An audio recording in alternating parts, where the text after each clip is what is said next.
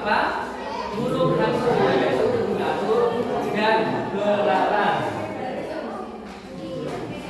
Alkisah di sebuah hutan di tengah-tengah hutan jati yang tunduk itu terdapat sebuah pohon bule yang sangat besar. Di sini dihuni oleh makhluk hidup yang namanya apa ini? Siapa yang tahu kakak? Burung hantu. Burung hantu ini selalu hidup di pohon bule yang sangat besar ini. Burung hantu bila malam dia selalu terbang kemana-mana mencari makan, tetapi kalau siang tidur di rumahnya, yaitu di pohon bule yang sangat besar ini. Nah, di lain pihak yang kira-kira dekat dengan pohon bule sebelah akarnya itu terdapat sekelompok hewan belalang yang hidup di bebatuan karena tempatnya telah digusur oleh petani-petani yang dulunya hutan jati kemudian ditebang menjadi tebu, akhirnya ditebangi. Kemudian ini sementara hidup di bebatuan Sewamanteng. Dan di situ sedang membicarakan, aduh teman-teman di sini hawanya panas sekali. Bagaimana ini katanya? Kalau seperti ini semua tidak tinggal. Ya. Kemudian lama-lamaan karena membicarakan tentang tempat yang tidak betah, itu ada salah satu yang ingin mencari tempat tinggal, kemudian disuruh terbang.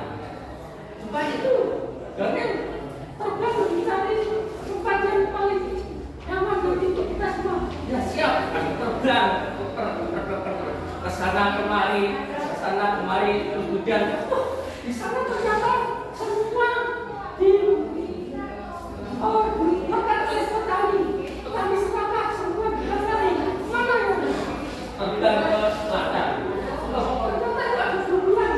Ayo kita teman-teman semua kita pilih tempat yang dua saja. Kita dulu mau apa?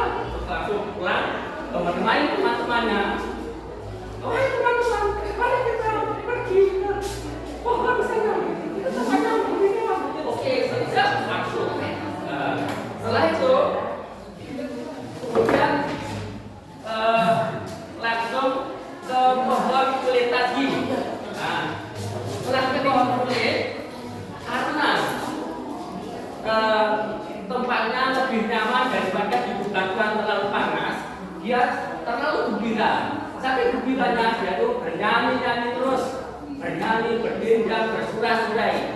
Karena bernyanyi terlalu keras, efeknya apa? Burung hantu tadi merasa berisik, merasa susah, kemudian berkata, "Hei, belalang kecil, jangan berisik di situ, mengganggu anak tidur. Saya sudah tua.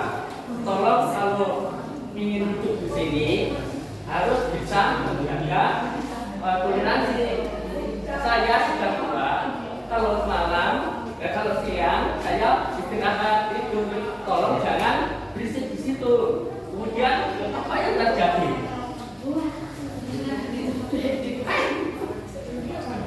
Burung tua, kakak tua yang sudah pikun. Jangan mengganggu saya, itu hobi saya, itu kan saya bisa menyanyi, itu hak saya. Mengutarakan apa itu hak saya, jangan mengganggu, usir kamu. Kemudian si burung hantu, waduh, anak kecil belalang tidak mau tahu sama saya, tidak punya tenggang rasa. Awas. Kemudian apa? Burung hantu berpikir bagaimana cara untuk melumpuhkan belalang tadi. Coba kita, belalang, saya sudah sehari tidak makan, saya lapar. Kalau tidak berhenti akan saya makan. Apa yang terjadi? Belalang, karena belalang ada yang mengerti. Teman-teman, kamu jangan takut,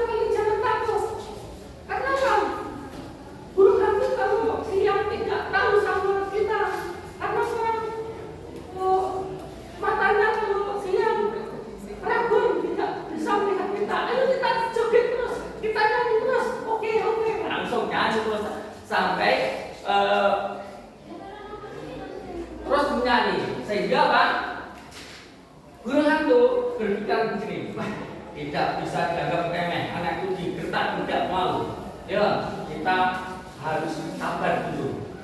Bagaimana caranya untuk menaklukkan? Ya, kalau begitu, maaf, galang-galang semua, maafkanlah.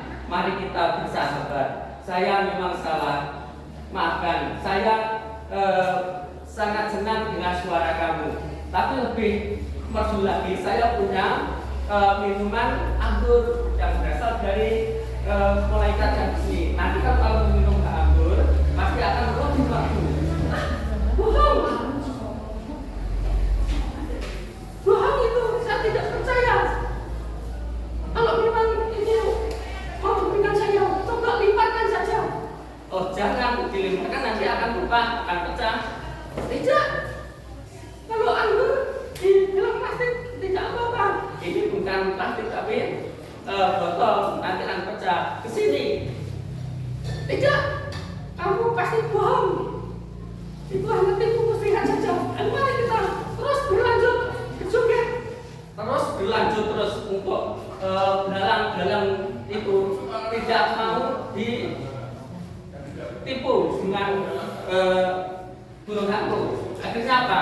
Burung hantu tetap sabar. Ya sudah. Kalau memang seperti itu, kita tetap sabar. Tetapi saya tidak bisa hidup kalau memang seperti ini. Ya.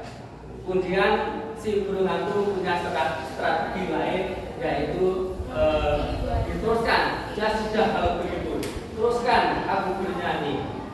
Karena saya sebetulnya dengan nyanyian kamu, dengan suara kamu, itu saya betul-betul kagum. Suara kamu terdengar merdu sekali. Teruskan sampai pagi.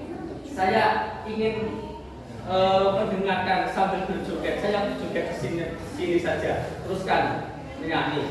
Kemudian si belalang merasa bangga karena dipuja, katanya suaranya lebih merdu. Dia langsung tetap menyanyi sampai pagi.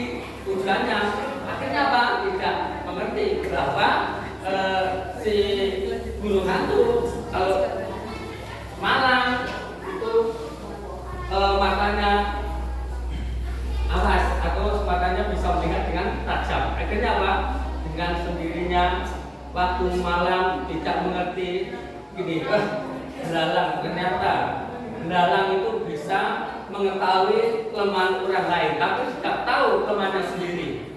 Ternyata kalau malam belalang tidak tahu, makanya kalau malam tidak bisa melihat di depan. Tapi saya lebih awal ya, kalau begitu akan saya makan nanti kalau ketemu.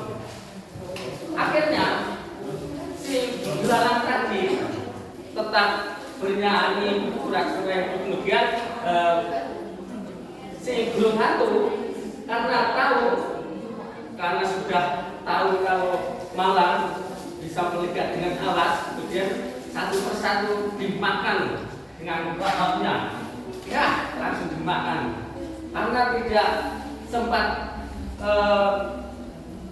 berteriak, karena dimakan langsung makan dengan lahapnya. Kenyang. Satu persatu, yang lain juga begitu, dimakan dengan lahapnya. Terus ada satu lagi, karena ini sebetulnya tidak bisa lari atau gelap, tidak bisa. Terus yang pasrah, aduh, burung hantu, yang hantu saya, saya ingin bersama dengan kalian, dengan burung hantu. Saya tolong. Kalau begitu, saya sebetulnya tidak tega untuk melukai kamu. Kalau memang betul-betul ingin bersahabat dengan saya, mari kita hidup bersama-sama. Yang penting harus tahu diri.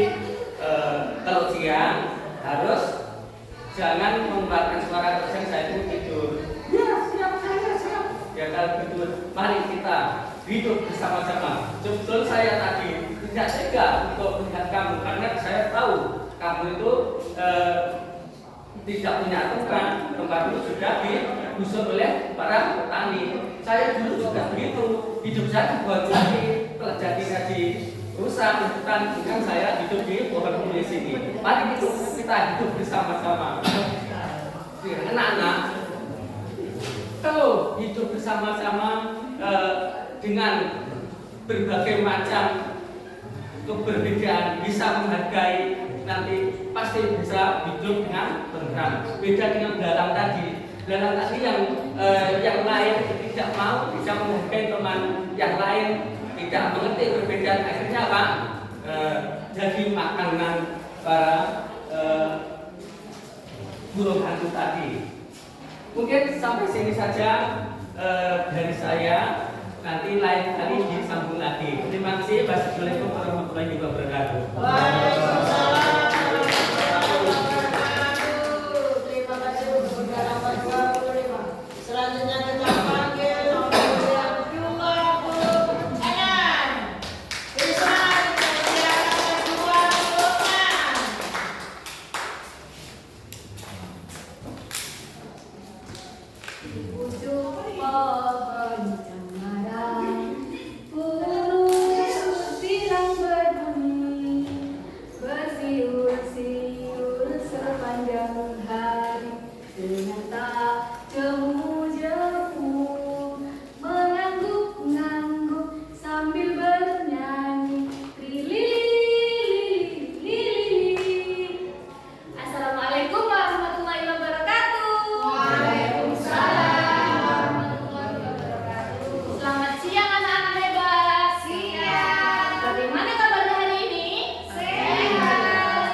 Nah, kita hari ini akan bercerita tentang buku Halo Satwa. Kira-kira ada yang tahu satwa apakah yang akan diceritakan oleh Bu Bira? Tidak. Nah,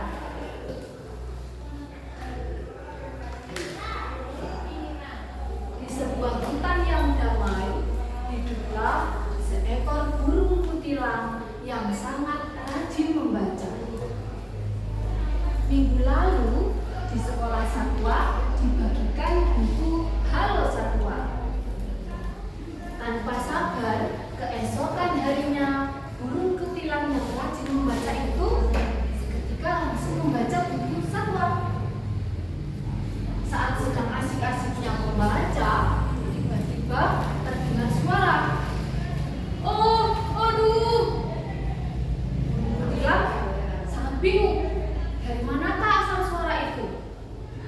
Burung kutilang menoleh ke kanan, menoleh ke kiri. Oh, ternyata suara itu terdengar dari rumah rusa, sahabatnya. Ia bergegas pergi ke rumah rusa. Apa yang terjadi, rusa? Aduh, tanganku terkena minyak panas. Perih sekali. Cepat, kuyup dengan air yang mengalir. Memangnya kenapa kalau aku tidak mengguyurnya? Tanganmu akan melepuh. Siapa yang memberitahumu? Aku pernah membacanya di buku Halo Satwa. Buku yang kemarin dibagikan oleh Bu Guru Sina itu. Di sana ada tips untuk mengatasi luka bekas minyak panas. Rusa sebenarnya mau saja guyur tangannya, tetapi dia sedang sibuk. Anak-anak, kira-kira rusa sedang sibuk apa ya? Tangannya tadi terkena minyak panas. Kira-kira sedang sibuk apa? Ada yang tahu? Membaca. Ya, benar sekali. Rusa sedang sibuk memasak. Ia sibuk menggoreng kerupuk. Jadi, dia takut kerupuknya akan gosong. Kemudian ia menjawab kepada burung kutilang. Tak usah kan burung kutilang. Aku mengguyurnya nanti saja. Kemudian burung kutilang pun tidak memaksakan untuk rusa mengikuti sarannya. Kemudian ia pulang dan melanjutkan membaca buku tadi. Saat sedang membaca buku tadi, malamnya terdengar suara lagi. Kemudian burung kutilang pun bergegas pergi ke rumah rusa lagi. Kenapa lagi? Aku tergugukan. Cepatlah, minum yang banyak. Memangnya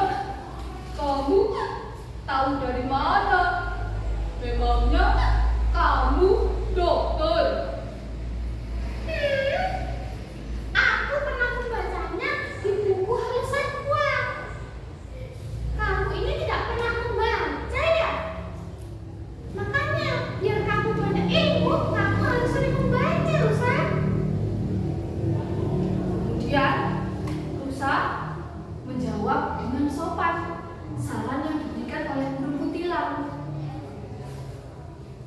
Tak usah deh, aku nanti saja minumnya.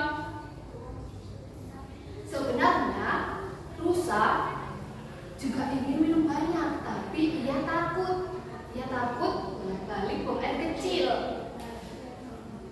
Karena rusa telah menjawab seperti itu, burung kutilang pun bergegas pulang. Ia tidak mau memaksakan kehendak kepada rusa.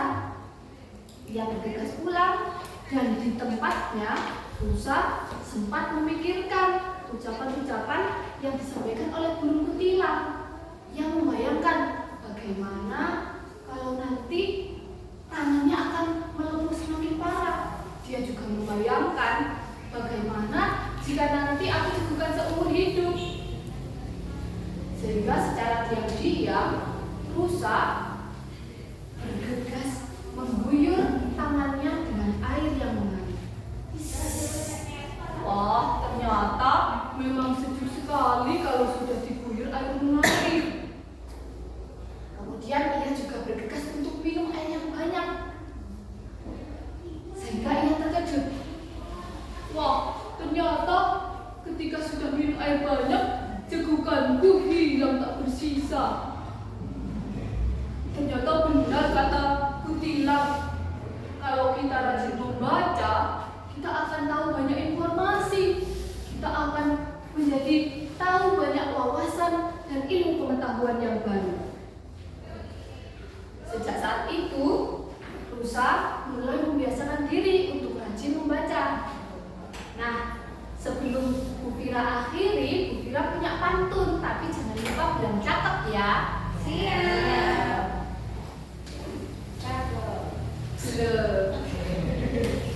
Keju cheddar di dalam lemari.